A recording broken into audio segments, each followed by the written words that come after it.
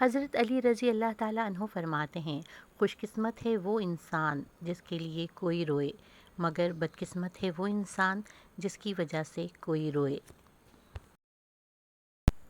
ہر دھوکے کا جواب شور نہیں ہوتا، کبھی کبھی خاموشی، فاصلہ اور ہمیشہ کے لیے نظر انداز کر دینا سب سے خطرناک انتقام ہوتا ہے۔ حضرت علی رضی اللہ تعالیٰ عنہ فرماتے ہیں کہ جتنی بھی بڑی مشکل کیوں نہ ہو، جتنا بھی بڑا امتحان کیوں نہ ہو، گھر سے نکلتے وقت ایک روٹی کا نوالا نمک کے ساتھ کھا کے نکلو، ممکن ہی نہیں کہ گھر مایوس ہو کے لوٹو۔ رسول اللہ صلی اللہ علیہ وآلہ وسلم نے فرمایا کہ وہ شخص ہرگز آگ میں داخل نہیں ہوگا جو فجر اور عصر کی نماز پابندی سے پڑھتا ہے۔ حضرت علی رضی اللہ تعالیٰ عنہ نے فرمایا، جب تمہارا دل کسی کے گلے لگ کر رونے کو چاہے تو کسی انسان کی امید مت لگانا، تم قرآن پاک کو اٹھانا اور اپنے سینے سے لگا لینا، یہ بہت سکون دے گا۔ جب اللہ تمہیں کنارے پر لا کر کھڑا کر دے تو کامل یقین رکھو، کیونکہ دو چیزیں ہو سکتی ہیں، یا تو وہ تمہیں تھام لے گا یا تمہیں اڑنا سکھا دے گا۔ یا اللہ، میں نے اپنا ہر معاملہ اور اپنی ہر فکر کو تیرے سپرد کیا۔ یا اللہ، مجھے اس چیز کی خوشخبری عطا کر دے جو دعا کی صورت میں نے تیری بارگاہ میں پیش کی ہیں۔ آمین۔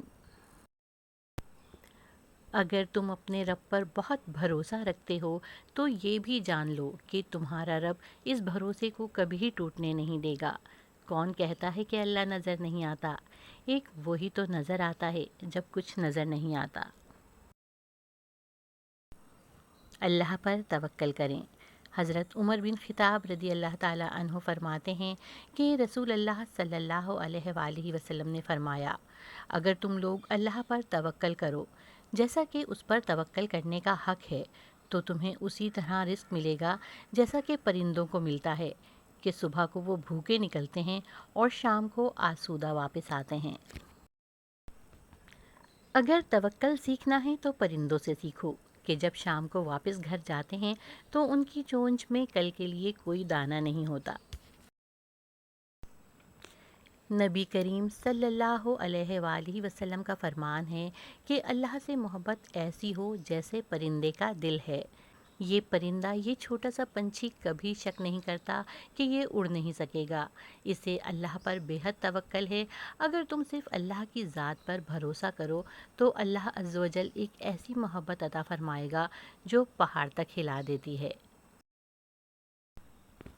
رسول اللہ صلی اللہ علیہ وآلہ وسلم نے فرمایا، جب تم میں سے کسی کا خادم اس کا کھانا لائے تو اسے چاہیے کہ اسے بھی اپنے ساتھ بٹھا لے یا اسے بھی کچھ کھانا دے دے، کیونکہ اس نے اس کی گرمی اور دھواں برداشت کیا ہے۔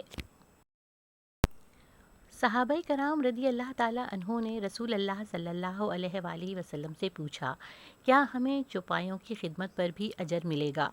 تو رسول اللہ صلی اللہ علیہ وآلہ وسلم نے ارشاد فرمایا، ہر وہ جگر جو زندہ ہے اس کی خدمت میں اجر ہے۔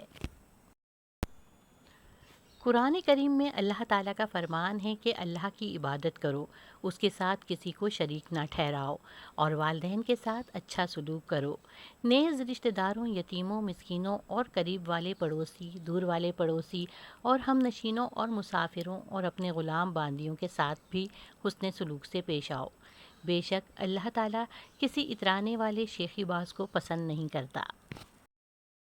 حضرت علی رضی اللہ تعالیٰ عنہ نے فرمایا، دنیا کو راضی کرنے کی کوشش میں نہ لگو، یہ دنیا نہ کسی سے خوش ہوتی ہے اور نہ ہوگی۔ راضی کرنا ہے تو رب کو راضی کرو جو ایک آنسو اور سجدے سے مان جاتا ہے۔